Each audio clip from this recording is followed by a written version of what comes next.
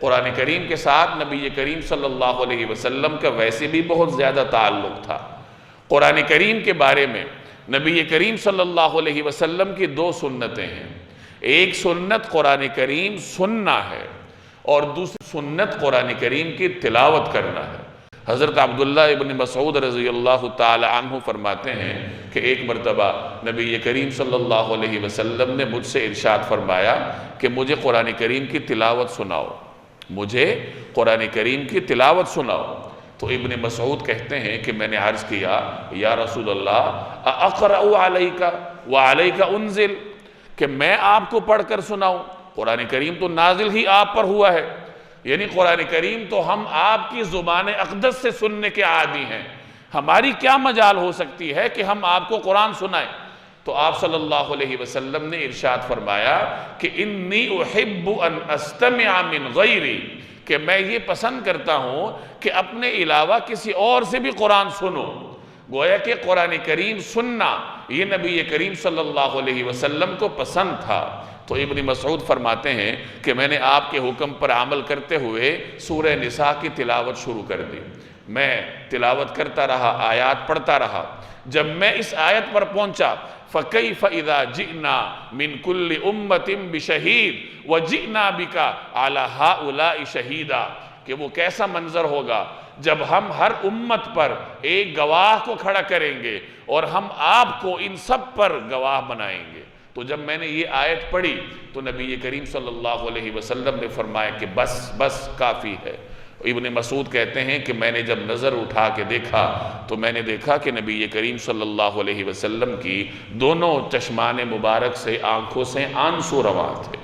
تو یہ جناب رسول اللہ صلی اللہ علیہ وسلم کا انداز تھا کہ آپ تلاوت قرآن سنتے تھے، رغبت کے ساتھ سنتے تھے، اور اس تلاوت کا نبی کریم صلی اللہ علیہ وسلم کے قلب اطہر پر یہ اثر ہوتا تھا۔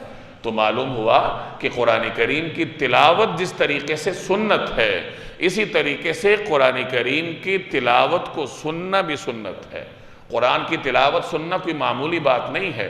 ایک روایت میں آتا ہے نبی کریم صلی اللہ علیہ وسلم کے فرمان کا مفہوم ہے کہ قرآن کریم کی ایک آیت کی تلاوت کو سننا یہ تمہارے لیے ایک پہاڑ کے برابر صدقہ کرنے سے زیادہ افضل ہے۔ یعنی ایک شخص ایک پہاڑ کے برابر صدقہ کرتا ہے، مال کا انبار اللہ کے راستے میں لٹاتا ہے، اور دوسرا شخص قرآن کریم کی ایک آیت کو کان لگا کر سنتا ہے، تو یہ حدیث آپ کو بتا رہی ہے کہ قرآن کی ایک آیت کو سننا یہ ایک پہاڑ کے برابر صدقہ کرنے سے افضل ہے۔ اور ایک اور روایت کا مفہوم ہے کہ جو شخص قرآن کریم کی تلاوت کان لگا کر سنتا ہے تو اللہ تعالیٰ اس کے دنیا کے مسائل کو حل کرتا ہے، اور جو شخص پڑھنے والا ہے تو پڑھنے والے کے اللہ آخرت کے مسائل کو حل کرتا ہے۔ تو یہ قرآن کریم کی تلاوت سننے کے فضائل ہیں۔ تو بہرحال خلاصہ یہ نکلا کہ قرآن کریم کی تلاوت سننا یہ ایک مستقل عبادت ہے، اور قرآن کریم کی تلاوت کرنا یہ تو ظاہر ہے کہ ایک عبادت ہے، سب اس کو جانتے ہیں کہ ایک حرف کے بدلے میں اللہ جل جلالہ 10 نیکیاں عطا کرتے ہیں۔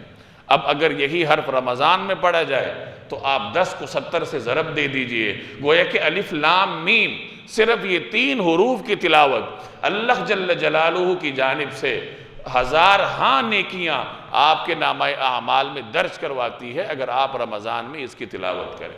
نبی کریم صلی اللہ علیہ وسلم کے بارے میں آتا ہے کہ آپ رمضان المبارک میں حضرت جبریل کے ساتھ قرآن کریم کا دور کیا کرتے تھے۔ وَكَانَ يَلْقَاهُ فِي كُلِّ لَيْلَةٍ مِّن رَمَضَانَ، کہ حضرت جبریل رمضان کی ہر رات میں نبی کریم صلی اللہ علیہ وسلم کی خدمت میں حاضر ہوتے تھے۔